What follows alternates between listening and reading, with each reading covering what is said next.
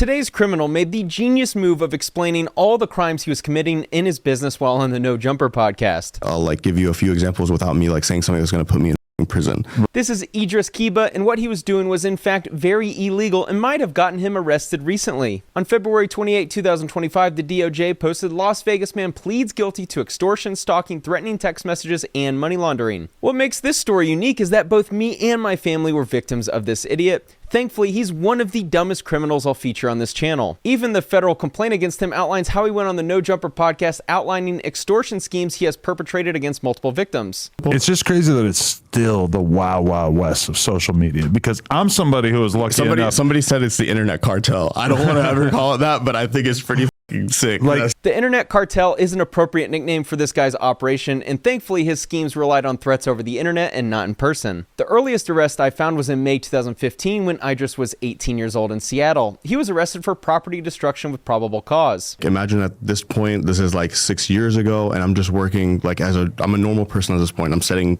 tile, doing construction, and I'm living in my car. He had his personal Instagram removed around this time and paid someone to get it back. Upon realizing how much money could be made with helping others get their Instagram accounts back after being taken down, he joined the ban-unban game. That person, I realized the amount of money that person charged me, I realized really quick, I was like, I feel like I'm kind of onto something. A couple weeks later, another one of my friends mentioned they lost their page, and I was like, okay, I paid X amount of dollars that time. Now let me charge this guy a couple grand, let me make a couple dollars. One of Instagram's biggest issues for a long time was accounts getting banned by their automated system. Many people rely on Instagram for their business page, their networking, using it as a digital resume, or connecting with family members and seeing their photos. Many will pay someone to get their account back if it was taken down for whatever reason. Guys like Idriss just filled that demand. Bro, I have over 200 people paying us monthly just to be able to be on Instagram.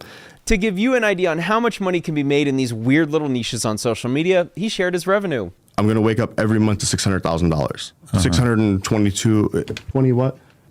Around $620 a month. Before he was making all this money being a shadow figure dealing with Instagram, he was having some trouble paying rent. On January 10, 2020, Idriss's property manager filed an eviction complaint against him and what was believed to be his girlfriend. He failed to pay rent of $1,500, failed to provide renter's insurance, and unauthorized change of locks. What made this eviction complaint unique was the text message exchange between Idriss and the landlord during an emergency. Idriss texted the landlord in all caps, "Where is the water shut off? My home is flooding." The landlord said that his wife and a contractor were heading over and didn't need notice of entry due to this being an emergency. Idriss responds, "No, you guys will be bringing a dehumidifier. Karen will not be going in the unit. The only person going in is a licensed plumber or contractor with verifiable license. You don't get to dictate anymore." I won't bore you with all the text, but Idriss's text shows someone who is increasingly more irrational and ridiculously demanding. A lot of what you're describing sounds illegal, but it also sounds like it would be difficult for the government to make a case about, since it would just be kind of hard to follow the tracks, right? Everything I'm saying is just a story. Even if every single thing that I'm saying is true, do you think any of these quote-unquote drug dealers are going to come and testify against me? You need two parties for a case. Sooner or later, though, they all end up snitching, look, right? you could, and I've done way worse. Less than a year before this interview, he definitely did something way worse than getting Instagram accounts banned. Check out this arrest I just found. This document is information about his arrest. In this instance, police pulled up next to the defendant's vehicle and observed that the owner of the vehicle had a suspended license. Police saw the defendant turn towards police multiple times, and defendant appeared to match the description of the owner of the vehicle. Police activated lights to initiate a traffic stop. Defendant immediately sped forward and turned abruptly before braking just before a crosswalk. There were several people crossing the crosswalk, and defendant nearly struck them. The pedestrians backed away, and defendant again fled at an extremely high rate of speed. A guy who builds a business and enjoys ruining people's lives shouldn't be able to drive a car. One of the major benefits of full self-driving cars is taking the keys away from lunatics like Idriss. And they list his criminal history, which includes multiple thefts, reckless driving, and disorderly conduct. The only time I'm reckless and engaging in disorderly conduct is when I'm too excited about a new credit card and all the lucrative rewards. Today's video is sponsored by the Gemini Credit Card, the only instant crypto reward credit card. This is the first credit card I've been excited about in a decade, as I've been using the same one since I moved to Vegas. I still receive similar rewards with the Gemini Credit Card, 3% back on dining, 2% on groceries, and 1% on everything else, plus I get 4% back on gas and transportation up to $300 a month. But what makes this card super unique is that my rewards are earned in crypto. The best part, the rewards are instant, so you can benefit from any any price appreciation. Bitcoin rewards earned and held for 1 year on the Gemini Credit Card have appreciated 176% on average.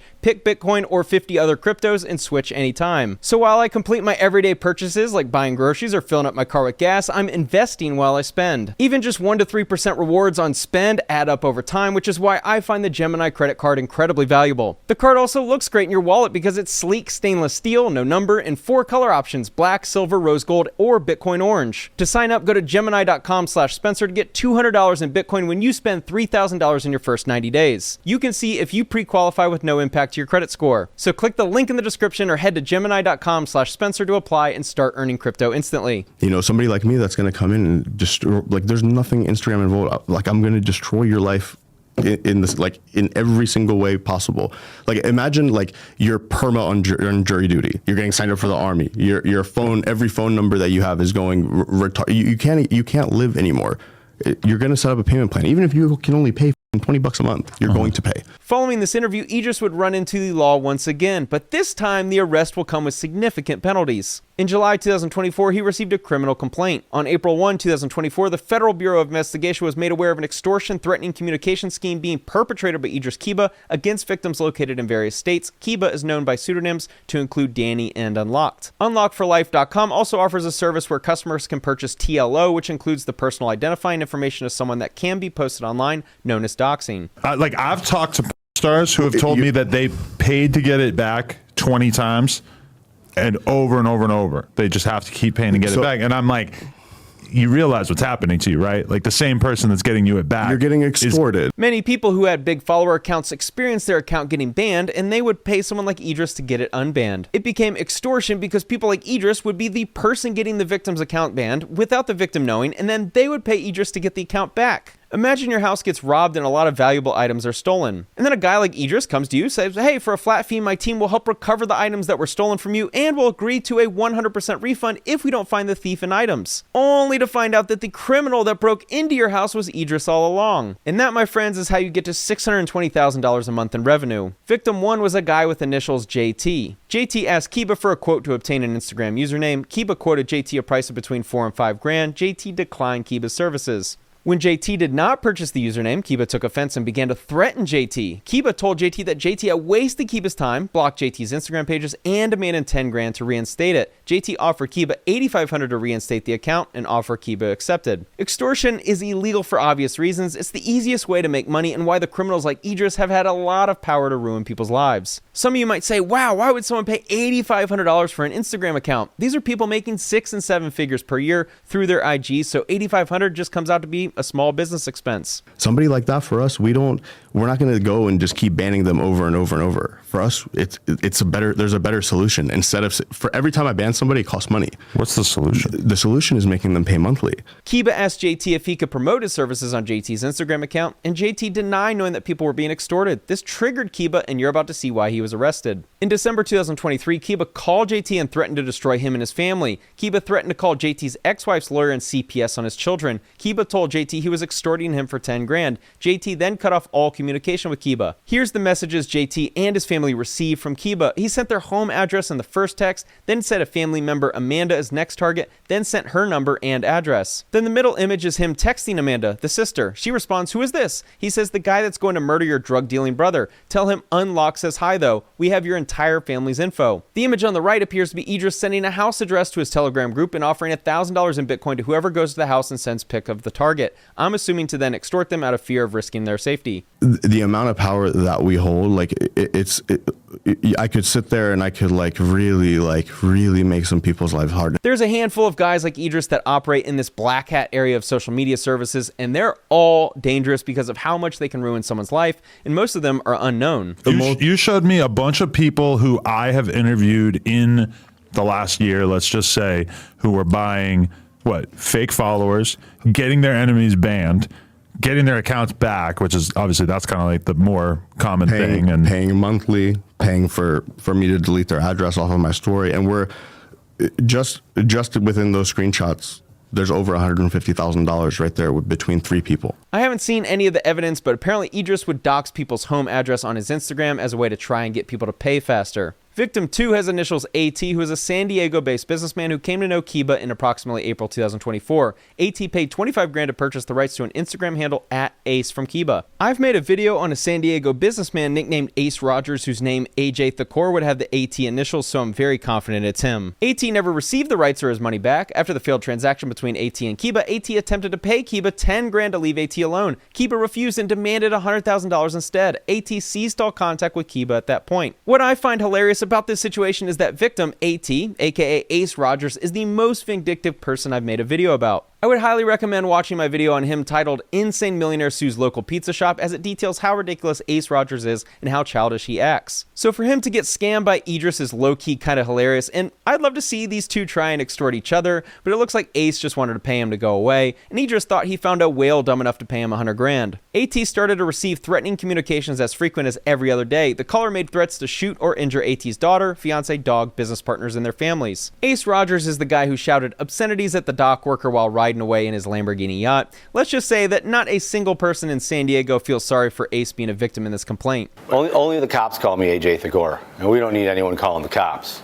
I obviously don't need the money. I think everyone knows that I'm very, very, very, very well off. I'm not like a lot of the common folk in San Diego, or poor people, or plebeians, how you want to call it. A boxing match between Ace and Idriss would be the kind of trashy drama I'd pay to watch. Unfortunately, not all of the victims were as deserving of this behavior as Ace. The third victim received a text from Idriss saying to search "no jumper unlocked." The middle image shows him texting a friend a picture of his teeth, and the text, "I took that dumb bitch Emily's account down and she's losing her mind." The right image shows a text that he sends to everyone with their TLO report. He sent me one too. She asks how much to get her account back. He responds with $20,000 and that he's banning all the new accounts she's making. But when you say paying to get their address deleted off my story, what are you doing? Why are you in the business of extorting people like that, like airing out their privacy and then trying to demand a ransom? That's what you're talking about? So when you look at it on the surface, 100% what you said is right and sounds right. Correct. So it's like for us, when somebody comes to us and they end up in the situation where they're paying us monthly for their account back, right?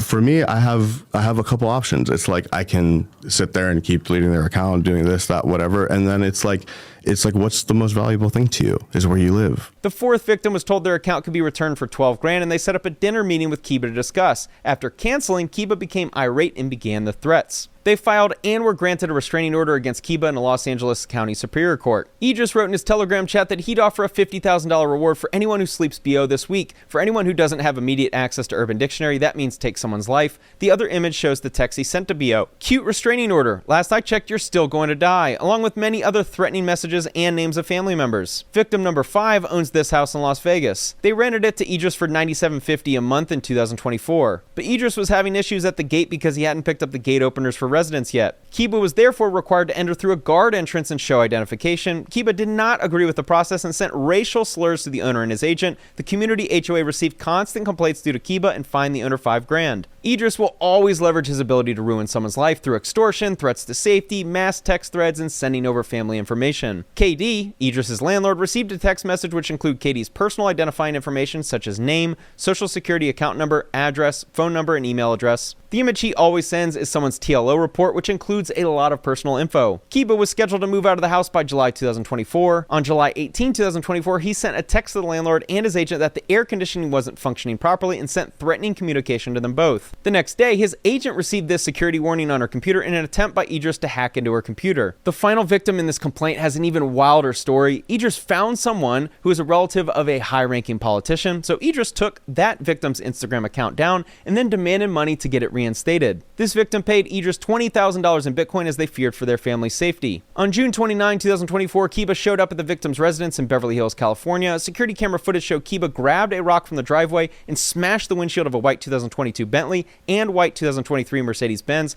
parked in the driveway of the residence. The image on the left is Idriss in their security camera in front of their Mercedes. He wrote a message saying, "If you see this on your security camera, you know you effed up." This was sent to his private Telegram group. He then sent a DM to the victims on Instagram saying the windshields are just my way of showing you how easily I can touch you myself with my own hands. This is going to cost you on a different level this time. The next image is the security camera footage of Idriss throwing a rock through their windshield. The fourth image is Idriss sending text messages with personal information saying that your drug dealing brother owes us a lot of money. He sends the address 9404 Heatwave and then says it's going to be 9404 Murder Wave soon. On the No Jumper interview, Idriss talked mainly about how he extorted drug dealers, aka trappers in LA, and how those were his biggest clients. You live here in LA. You know how many people here that are the biggest trapper. You can't be a huge trapper here in LA without paying tax.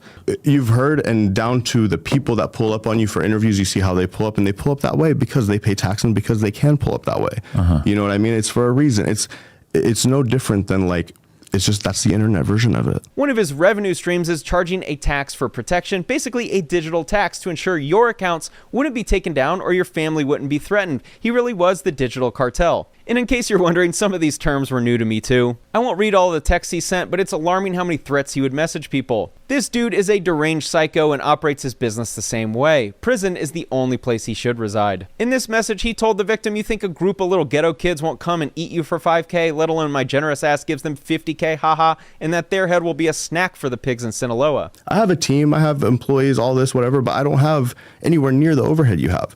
So for me, it's nothing if I have to pay $10,000, $20,000 a month for security. So he extorted and threatened a lot of drug dealers in LA. Something tells me his prison experience is going to be a little rough. I took a video of the messages I received from this criminal. He asks if my phone is getting hot. He'll send like 500 texts from various phone numbers all at the same time, and random numbers will start calling you. It was legitimately overwhelming, and yes, my phone was starting to overheat. Ready for the call bomb? I don't know what software he was using, but it makes your phone basically inoperable for the entire time. He's legit blowing it up. He says he's in Vegas. What's kind of wild is the house he was living in around this time, the one from earlier in this video, was actually like 2 miles down the street from my house, but my windshields weren't destroyed, thankfully. But then he'll send your social security number to really get you fearful. The TLO reports have all of your information. It had all of the addresses I've lived at, my social security number, my family members' information, basically everything. He even threatened to post online. My house was on Caldwell Hill Street, so this is when I started to really get worried. He said I'm going to need to reduce my tenant's rent after what he does. Then he threatened to post my mom and sister's info online. This is my sister's TLO report and mom's. He then started a group chat with him, me, and my sister saying, bro, you have a sister? Gonna add all family members to this chat and destroy you all one by one. In a matter of minutes, I had 598 text messages hit my phone. There's also a way to spam incoming phone calls, so between the texts and my phone going off, I was in legitimately a bit of a panic. Keep in mind, I didn't know this guy existed, so when this happened, I was still pretty worried that my phone was about to become inoperable and he was going to expose all my private info online. Someone linked me to the Steve Will Do It tweet who was receiving similar messages at the same time I was. I got in contact with John Shahidi, president of Happy Dad and Full Send, who sent me this image showing the same playbook Idriss sent him trying to ruin his life. The next day, my family members all texted me that they received similar text messages with their social security numbers included in the text. We all filed police reports immediately. Thankfully, this criminal was one of the dumbest on social media, so he was easy to find. Just the other day, he was sentenced to 3 years in prison for extorting, stalking, threatening text messages, and money laundering. On April 29, 2024, Idriss Qibaa threatened, forced, and extorted $200,000 from a victim. As part of the extortion scheme, on March 7 and 8, 2024, he obtained $63,500 worth of cryptocurrency. Thankfully, he'll be in prison for a little while. I think he deserves significantly more time than 3 years, but a guy this stupid will be back in prison right after he gets out. Thanks for watching.